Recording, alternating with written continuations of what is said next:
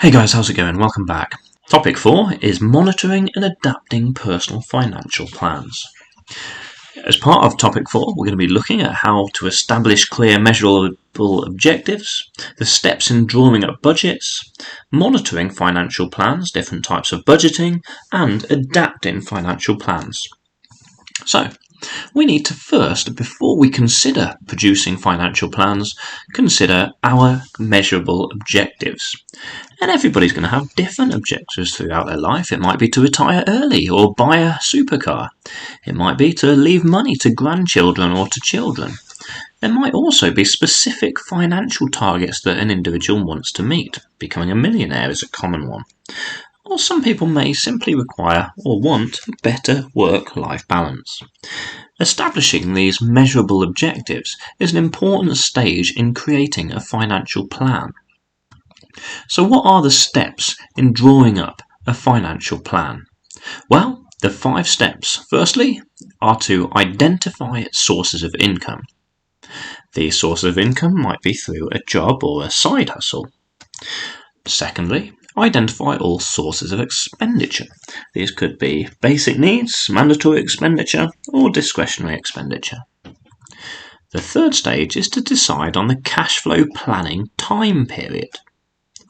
The fourth being to compile the cash flow chart. And of course the fifth, knowing our total income, our total expenditure, will show us whether we have a balanced cash flow, which means essentially we're spending what we earn, whether we have a surplus, which means essentially we have more income than expenditure, or whether we have a deficit, which means that we have more outgoings than incomings, and in that case we might need to put remedial action into place. Might be reducing our outgoings, putting in place a short-term overdraft, or other such measures. So how can we monitor a financial plan? Well, there's lots of popular software and online websites. Some of these, such as free online planning tools, include the free budget planner offered by the government-funded website Money Helper. It can be found at moneyhelper.org.uk. Money Dashboard is another alternative, and the Debt Advice Foundation budget planner can also be downloaded from their website. Money Saving Expert's budget planner can also be found for free at moneysavingexpert.com. There are also a range of paid-for online planning websites and apps, including You Need a Budget online at youneedabudget.com, Money Dance, which can also be found online at moneydance.com, and Good Budget, goodbudget.com. So what different types of budgeting actually are there? Well, our specification refers to one which is envelope budgeting. So what actually is envelope budgeting? Well, it is how it sounds really. Essentially, you withdraw all of your income at the start of the month, when you've just been paid at the previous end of the month, and you will divide that income into various different envelopes. One of these envelopes might be rent money, another might be expenditure on food, another might be travel expenses, etc. And essentially what this means is that once the money is gone from a particular envelope, it is gone. Essentially a good way to help certain individuals budget their money more effectively. Why would you do it? Well, this means that if you stick to this very carefully, you're not going to overspend on certain parts of your life. For example, if you only put £100 into your travel budget per month, and a train fare usually costs £2, whereas a taxi might cost £10, you'd probably think very carefully before getting a taxi, and instead opt for the train. In the digital age, envelope budgeting in its traditional sense perhaps has less relevance, but several apps, including those released by new challenger banks, actually allow you to budget your salary or your wages into different envelopes, shall we say, online, which actually helps you to manage your budget more effectively and not overspend on certain items. In fact, if you do get to the bottom of your digital envelope, shall we say, then the app actually provides you with a warning that you have reached the end of this. Of course, you've still got money in your account, but it's just another good way of helping people budget. The alternative method of budgeting is zero-based. Now, zero-based budgeting is where, rather than allocating a certain amount of money to a certain cost, for example, transport or entertainment, you'll budget very strictly based upon what you'll exactly need for that area. For example, if we're looking at the month ahead, you might be going to the cinema one weekend and then have a meal out the weekend after that. You would specifically check out how much that meal out and the cinema is going to cost, and only budget specifically how much you think each excursion, in this case, is going to cost you. That means that you are allocating money very strictly towards items of expenditure in the idea that you're not going to have any excess in that cost area. This means that every penny or cent is budgeted for and you're unlikely to overspend. So how does it work? Once again, we're only allocating exactly what we need to each individual area of the budget, whether it be entertainment, travel expenses, rent, for example. Different people have different ideas whether it's good or not. Some say that it's very time consuming and complicated, whereas others will say that it's actually a really effective method of reducing overspending and actually only allocating money to where it is exactly needed.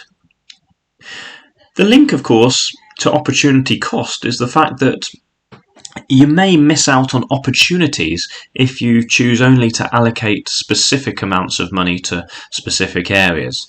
In fact, what if the opportunity after the meal arises to go out afterwards, and if you've only allocated a certain amount in that particular month, you might choose not to partake in that particular activity, thereby presenting an opportunity cost. Now, how do we adapt our plans? Well, firstly, what might cause us to change our financial plans? It might be leaving home. It might be getting married or entering into a civil partnership. Starting a family is another reason why we might change our financial plans, or buying a home.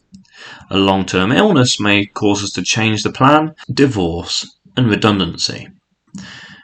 But how can we adapt our plans to achieve our longer-term goals then? Well, we can reduce our expenditure.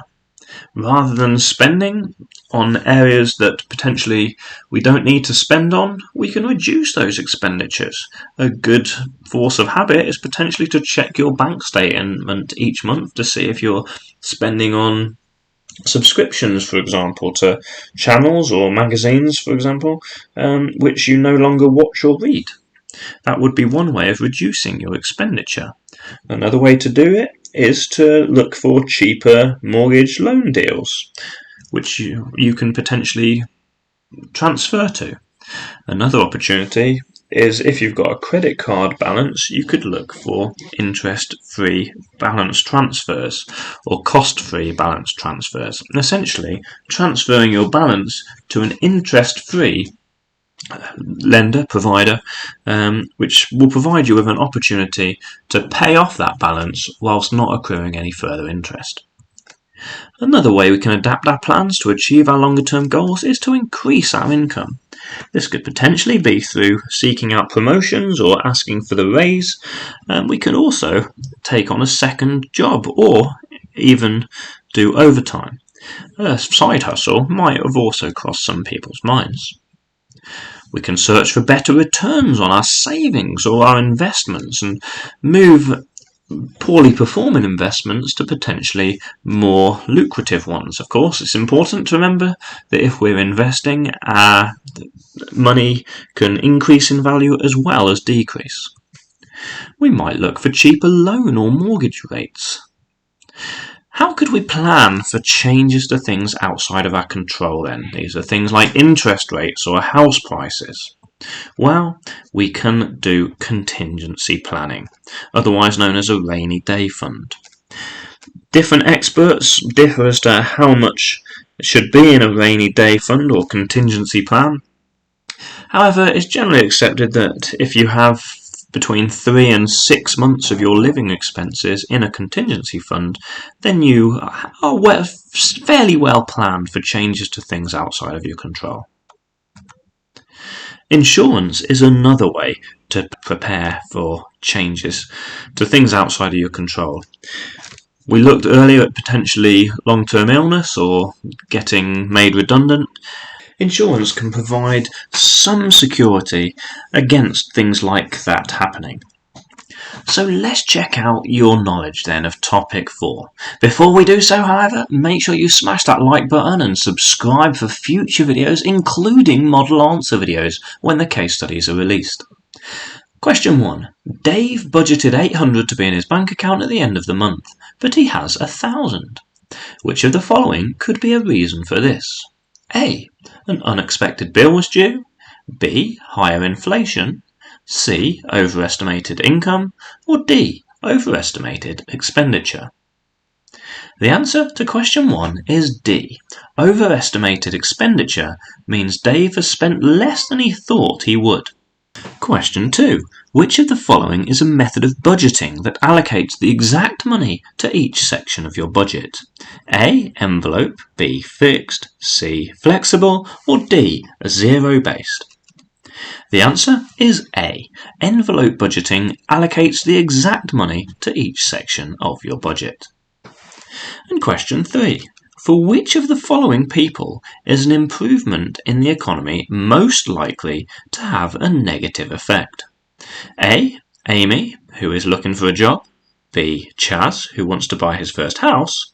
C. Frank, who is looking to sell his house. Or D. Jess, who is a self-employed artist. The answer to question 3 is B. In an improving economy, house prices are likely to increase.